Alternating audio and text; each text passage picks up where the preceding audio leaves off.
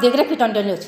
सहारनपुर खान आलमपुर स्थित मुख्य कार्यालय पर अखिल भारतीय परिवार की ओर से अपने चुनावी एजेंडे को लेकर प्रेस कॉन्फ्रेंस का आयोजन किया गया, जहां लोकसभा चुनाव को लेकर अखिल भारतीय परिवार पार्टी के प्रत्याशी मोहम्मद इनाम अब्बासी भारतीय ने चुनावी मंथन पर चर्चा की।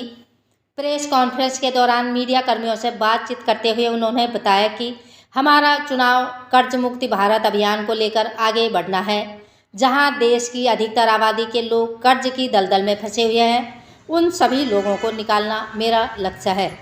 साथ ही उन्होंने कहा कि मेरा मकसद चुनाव जीतने के लिए नहीं का कतई भी नहीं था, अपितु तो जनता के कर्ज का भारी भरकम बोझ देकर मुझे चुनाव के इस मैदान में उतरने के लिए विवश होना पड़ा। सहारनपुर से महेश कुमार की खास रिपोर्ट तक की जा रही है और किस एजेंडे को लेकर आप चुनाव मैदान में उतरे हैं? जय हिंद, जय भारत। आप सभी का बहुत बहुत, आप जो चैनल हैं आपका बहुत बहुत आभार। और मैं सभी भारत में जो हमारे सहारनपुर की जनता है उनका बहुत बहुत आभार करता हूँ। हमारा जो हमारी प्रेस कॉन्फ्रेंस हो रही है, ये हमारे चुनाव को लेकर हो रही है। और हमारा जो एजेंडा है वो है कर्जा मुक्ति। यानी जो सहारनपुर की जनता है, जो आवाम कर्जे में है, उसको कर्जे से बाहर निकालने के लिए हमने जो काम शुरू किया है, जब तक कि वो पूरा नहीं हो जाता, जब तक कि हम इस काम को रोकने वाले नहीं हैं। और इसी मुहिम को लेकर ये सफ़र हमने तय किया है, यानी कि सड़क से लेकर संसद तक हम जाएंगे।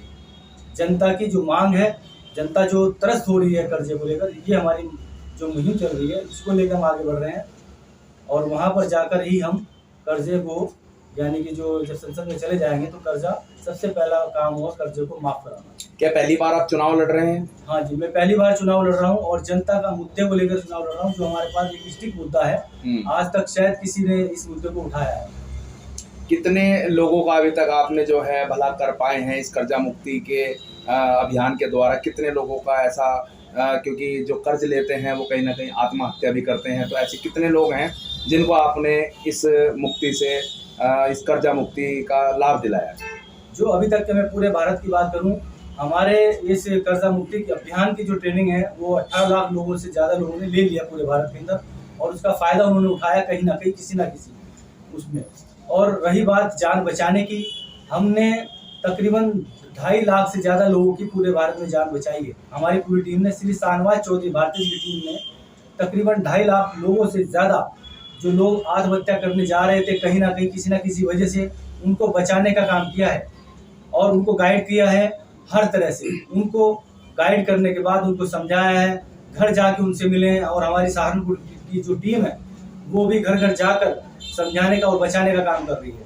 और इसका श्रेय हमारे गुरु श्री शाहनवाज चौधरी भारती जी और हमारी टीम को जाता है।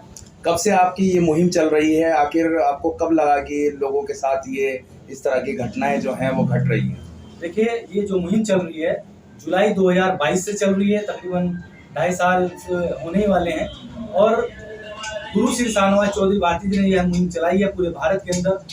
उनको लगा कि कहीं ना कहीं वो कहीं गए थे, तो वहाँ लगा किसी ने, परिवार ने आत्महत्या कर ली, तो उनको लगा कि लोग कर्जे की वजह से भी आत्महत्या कर सकते हैं। वैसे भी आपने देखा होगा कि किसान आत्महत्या करता था कर्जे के कारण, लेकिन फिर आम जनता तक ये बात पहुँच गई। यानी कि ये इतना बुरा है, मैं बता नहीं सकता, अल्फाज नहीं है मेरे पास, कि आम आदमी, जो एक आम आदमी है, जो साधारण आदमी है, वह कर्जे के कारण, या बड़ा आदमी भी कोई हो, करोड़पति भी हो, वो भी कर्जे के कारण आत्महत्या कर लेता है।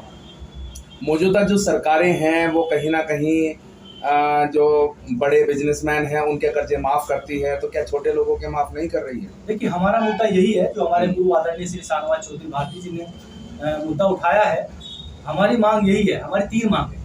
पहली मांग हमारी यही है कि जब बड़े बड़े साहूकारों का, बड़े बड़े उद्योगपतियों का कर्जा माफ हो सकता है, तो आम जनता का भी कर्जा माफ होना चाहिए। जो एक मीडियम क्लास या नॉर्मल क्लास आदमी है, उसका भी कर्जा माफ होना चाहिए। दूसरी बात, हमारी मांग ये है कि उसको, अगर उसका काम ठीक है, यानी कि आपने देखा होगा जब नोटबंदी आई, काम खराब हुए, घर खराब हुए, और फिर उसके बाद GST आ गई, व्यापारियों की कमर तोड़ दी। उसके बाद उसमें 200 से ज़्यादा संशोधन आज हो चुके हैं, लेकिन अभी तक वो पूरा स्टिक बैठा नहीं है, यानी कि कारोबारी का काम बिल्कुल खत्म होने की स्थिति में। और तीसरा, जब लॉकडाउन लगाया गया बिना तैयारी के 2019 में, 2020 में 23 मार्च को और उसके बाद जब बिना तैयारी के लॉकडाउन लगा दिया गया, लोगों को घरों में कैद कर दिया गया और लोगों को घरों में कैद करने के बाद ये नहीं पूछा गया कि लोग कितनी दूर से हैं, कहाँ से काम करेंगे, कैसे खाएंगे। थोड़ा बहुत कुछ किसी को जैसे कुछ मिला उसने जैसे कैसे गुजर बसर किया। 2 महीने से ज़्यादा लोगों ने 2.25 महीने पहले लॉकडाउन में अपने घरों में जहाँ थे वहीं के वहीं कैद हो गए। अगर फैक्ट्रियों में काम करें तो फैक्ट्रियों में कैद हो गए, घरों में थे तो घरों में कैद हो गए, कहीं बाहर काम करने के। लेकिन ये लॉकडाउन की स्थिति पूरे वर्ल्ड में स्थिति रही, लॉकडाउन हो गया बिना तैयारी के, क्योंकि तैयारी क्या थी, जो आकस्मिक जो ये विपदा आई है तो उसके कारण तो इमीडिएटली करना पड़ा। वो इमीडिएटली है। जब यहाँ पर आपने देखा होगा गुजरात के अंदर ट्रम्प की रैली कराई गई, 1 लाख से ज्यादा लोग वहां से आए बाहर से और वहां रैली कराई गई गुजरात के अंदर। तो क्या उन्हें पता नहीं था? सरकार को तो पहले पता हो जाता है कि लॉकडाउन की तैयारी करनी चाहिए और फ्लाइटें बाहर भेजी गई यहाँ से, यानी कि कोरोना बाहर से मंगा के यहाँ पे बिना क्वारंटाइन के लोगों को अपने देश में जगह दी गई और उनको डायरेक्ट घर भेज दिया गया। क्या ये सरकार की गलत नीति नहीं है? गलत नीति है, गलत नीति है। और जब किसी को बुलाया, अगर बाहर से किसी को बुला रहे हैं तो उसको क्वारंटीन तो करना चाहिए। मेरा ये मानना है कि जब कोई बाहर से बुला रहे हैं, कोरोना का दौर चल रहा है, तो उनको सरकार को क्वारंटीन करना चाहिए था। मौजूदा सरकार 80 करोड़ लोगों को फ्री राशन दे रही है और वो इसी आधार पे दे रही है कि कोरोना काल से लोग प्रभावित हुए थे, उसी वजह से उन्होंने ये स्कीम निकाली। उस पर आप क्या कहना चाहेंगे? मैं ये कहना चाहता हूँ कि 80 करोड़ लोगों को सरकार ये मानती है कि हम फ्री राशन दे रहे हैं, यानी कि सरकार ये मानते हैं कि आज की स्थिति में 80 करोड़ लोग भूखे हैं, सरकार उनको खाना दे रही है। ये तो मानते हैं ना, ये तो सोची समझी बिल्कुल एक जाहिर सी बात है। जब 80 करोड़ खुद गवर्नमेंट कह रही है कि 80 करोड़ लोगों को हम खाना दे रहे हैं, अनाज दे रहे हैं, यानी 80 करोड़ लोग ऐसी स्थिति में नहीं है कि अपना घर बार या अपना खाना पीना भी सही तरह से कर सके।